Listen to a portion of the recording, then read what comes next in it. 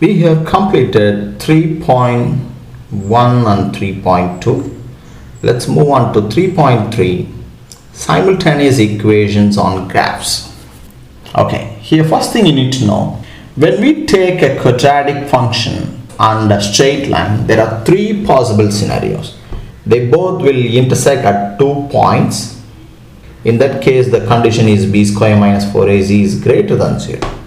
The line can be a tangent to the curve or touches the curve at one point. In that case, the discriminant is equal to 0. The line does not touch the curve. In that case, the discriminant will be a negative number. But what you need to understand here, how do we find the discriminant? You cannot take these ABC from just the quadratic function because you are not involving the straight line. You are not including the straight line. So where do we take this ABC from? We need to combine the equation of the straight line and quadratic and then take ABC from there. I will explain that by taking a question from exercise 3C. Determine the number of points of intersection for these pairs of simultaneous equations. You cannot just take ABC from here, that's wrong. You need to combine them. Both are y, so I'm going to equate them. 6x square plus 3x minus 7 is equal to 2x plus 8. Put everything one side, you will get 6x square, 3 minus 2 is 1, minus 7 minus 8 is minus 15 is equal to 0. Now take the ABC. A is the coefficient of x, B is the coefficient of x square, B is the coefficient of x, C is the constant term.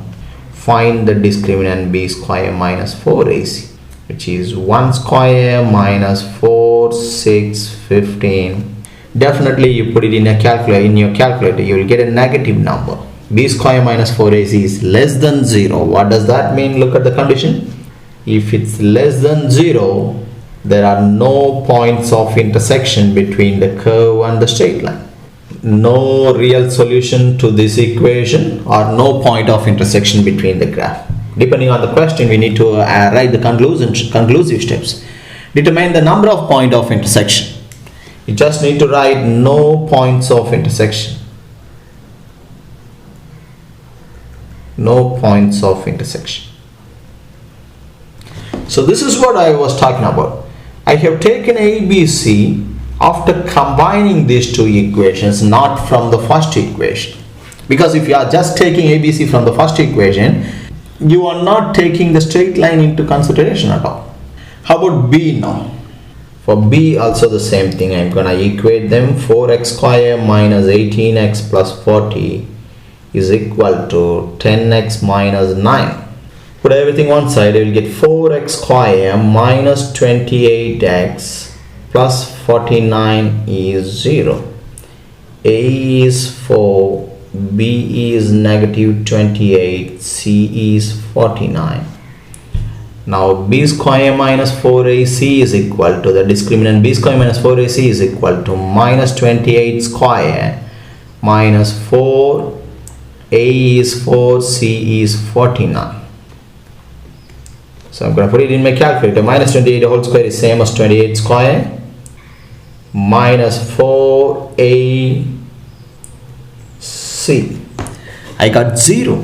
B square minus 4ac is equal to 0. Look at the condition now. If it's 0, there is only one solution or one point of intersection, or in other words, the straight line is a tangent. So here they are talking about point of intersection. So you can write one point of intersection. There is one point of intersection. That's all. So by looking at the value of the discriminant, we can say how many points of intersection. C now. Again the same thing, equate them. 3x square minus 2x plus 4 is equal to 7x. Oh, you cannot just equate them. You need to make y as a subject here. Y is equal to minus 7x minus 3. And then both are y. This is also y. This is also y. So you equate. So you will get minus 7x minus 3. Put everything on side. 3x square minus 2 plus 7 is 5x. 4 plus 3 is 7 is 0. A is 3, B is 5, C is 7. b square minus 4ac is equal to 5 square minus 437, which is definitely a negative number. Therefore, no point of intersection. So that's how we find how many points of intersection are there. One more question from this exercise. Given the simultaneous equations, you have two simultaneous equations. One is linear, another one is quadratic, but there is a k also in quadratic. They want us to combine it and frame this equation in terms of x. So I'm going to take the linear equation, 2x minus y is equal to 1, and then make y as a subject. 2x minus 1 is equal to y. Sub in this into the second equation. You get x square plus 4k times y plus 5k is equal to 0. Open the bracket, you will get x square plus 8kx minus 4k plus 5k is 0. So you got the equation already, 8kx, simplify the like terms, 5 minus 4 is 1. That's the equation they want us to frame. That's all, that's the part A, 2 mark question. Now, part B says, given that the equation has equal roots. Equal roots is same as saying one real solution. This is two distinct roots. We have learned this in chapter 2 quadratics, right? Two distinct. Here they say two equal roots instead of saying one root. So the condition is b square minus 4ac is equal to 0. That's what we are going to use now. B square ABC, take ABC from here. A is 1, B is everything except x. So it's 8k, C is k. The condition is b square minus 4ac is equal to 0. So b square minus 4ac is equal to 0. So I'm going to solve the equation. 8k whole square is 64k square minus 4k is 0.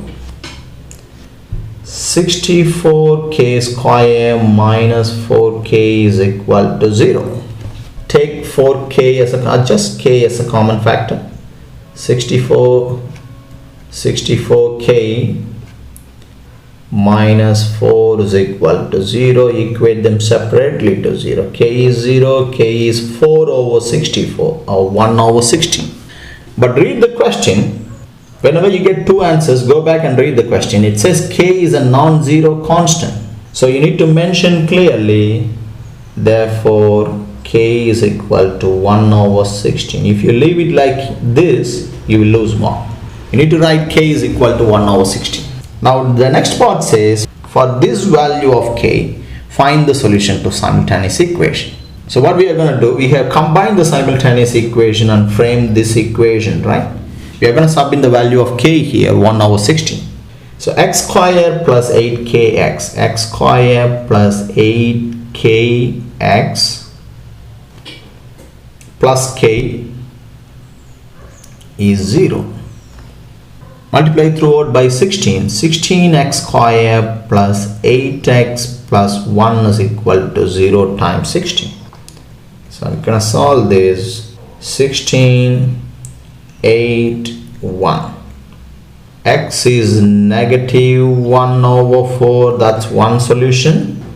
The second value is also the same. That means it's basically two repeated solutions. When you write it as a factor, you need to write it as 4x plus 1. Don't put x plus 1 over 4. That's wrong. It's equal to 0. That's all. We got x values already. We need to find the values of y by using this equation. Y is 2x minus 1. So y is equal to 2x minus 1. That's going to be negative 4, negative 2, negative 6 over 4 is negative 3 over 2. So that's all. X is minus 1 over 4, y is minus 3 over 2. That's the solution.